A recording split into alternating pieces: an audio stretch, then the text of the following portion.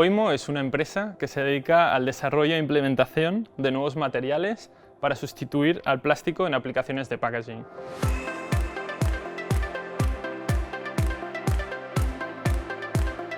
El valor añadido de Oimo y la innovación que aportamos es ese producto biodegradable que es disponible para cualquier empresa para sustituir el plástico tradicional que usan en muchas de sus aplicaciones, ¿no? Los bioplásticos más comunes que tenemos hoy en día en el mercado son biodegradables, pero solo bajo ciertas condiciones. Entonces, el producto que desarrollamos es un material biodegradable en cualquier medio. Es decir, si acaba en el mar, ese producto se biodegrada en poco tiempo de forma segura.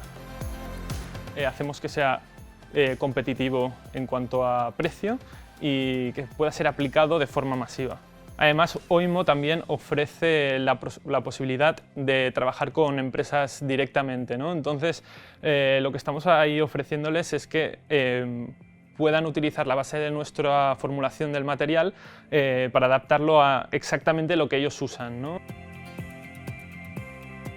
A nivel de innovación, Barcelona, la verdad es que me ha sorprendido. Curiosamente, algunos de nuestros competidores también están en Barcelona o en la área de Cataluña. Nos fue muy bien venir aquí a la zona de Barcelona porque hay mucha industria en lo que vendría a ser pues, fabricación de productos, y ya en la industria del plástico incluso de forma detallada también hay mucha empresa, ¿no? Entonces a nosotros nos va muy bien porque podemos estar muy cerca de nuestros clientes.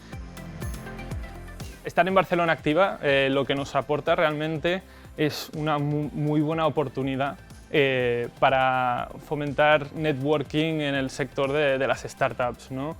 Y es algo que es muy bueno en diferentes maneras, ¿no? Primero, aprendes muchísimo de hablar con gente que está en la misma situación que tú, ¿no? Podemos ayudarnos mucho mutuamente, incluso aconsejarnos diferentes cosas para seguir avanzando, ¿no? Y que nuestro negocio fluya, o incluso, en muchos casos, pues que exista algún tipo de negocio entre las empresas, ¿no?